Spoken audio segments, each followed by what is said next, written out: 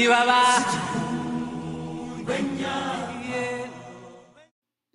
countless, timeless classics produced by Disney are often viewed as innocent stories that children of the past, present, and future generations have and will continue to grow up with.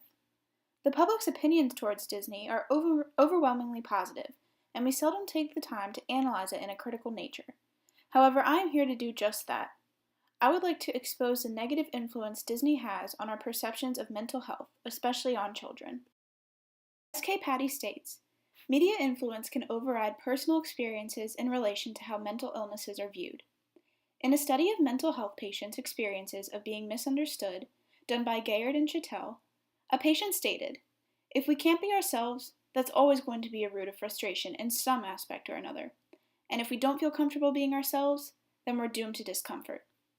This patient was suffering from schizophrenia and was participating in a study conducted to explore the feelings mentally ill patients have about how our society views them. The study concluded that overall, individuals suffering from a mental illness feel vulnerable, mistrustful, frustrated, and discouraged by repeated encounters with healthcare providers. Individuals with these afflictions are oftentimes silent about them because they fear judgment. What puzzles me is why this mental health stigma continues to live on. However, if you take time to look at the mental health community's representation in the media, the answer is very clear. In a study done by Juliet L. Foster, it was concluded that the media represents mental illnesses in different categories, including violence to self, violence to others, and comic relief. With all these negative categories, it is no wonder that society has such a negative perspective on this issue. Disney is one of the main culprits for creating many negative images of mental health in our society, and Ed from The Lion King is a prime example of this. It's not funny, Ed is the least intelligent of all the hyenas, and stands out in his own way. It is obvious that he has various mental impairments. For example, he is unable to control his hysterical laughter at times where it is inappropriate for him to be laughing, and the other hyenas have to watch over him. At one point, he is gnawing on his own leg, which is definitely not normal behavior.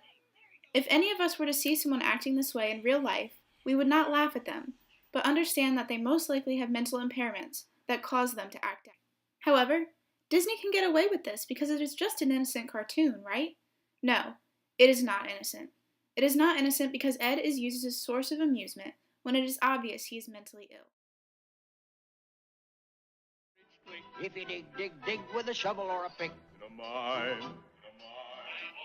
Another prominent example of mental illness in Disney is Dopey from Disney's Snow White and the Seven Dwarfs. Dopey has traits that match those of individuals with Down syndrome. Dopey is considered the least intelligent of all the dwarves and has physical characteristics that match the description of someone with this illness. He looks like a child, whereas the other dwarves look like full-grown men. Dopey is also depicted with having a small nose and oversized eyes. Dopey is oftentimes portrayed as the laughingstock of the group, and in many cases, he is the last to accomplish a task. When children see how Dopey is treated due to his mental state and physical features, they may act this way towards individuals that have these same characteristics in real life. Although a seemingly innocent cartoon, Snow White and the Seven Dwarfs teaches children the stereotype that all people with this illness are inept and should be treated the same way that Dopey is treated. However, in reality, many people with this illness are high-functioning individuals. Lawson states, "Early exposure to characters stereotypically depicted as mentally ill could cause the vicarious induction of fear and anxiety in young viewers. Disney gives children the idea that individuals with this illness should not be treated as equals, but as lesser human beings." Next there is Eeyore, who suffers from chronic depression. Good morning, Pooh Bear. If it is a good morning, which I doubt. However, now, did I get your tail back on properly, Eeyore? No matter. Most likely lose it again anyway. Poor dear. You know, I may have just the thing. Up, up, up you go. There you are. It's an awful nice tail, Kanga. Much nicer than the rest of me. It's not much of a tail, but I'm sort of attached to it. Not much of a house. Just right for not much of a donkey. Might take a day or two, but I'll find a new one. End of the road. Nothing to do. And no hope of things getting better.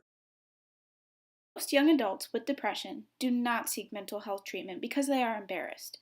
Disney is a leading contributor to this embarrassment. Eeyore is rarely satisfied. He also tries to bring other people down with him. This creates the idea that this is what all people with chronic depression are like, and this is truly not the case. All in all, it is safe to say that through these characters and many others, Disney creates many false stereotypes of people with mental illnesses, but it is up to us as a society to see past them and end the stigma.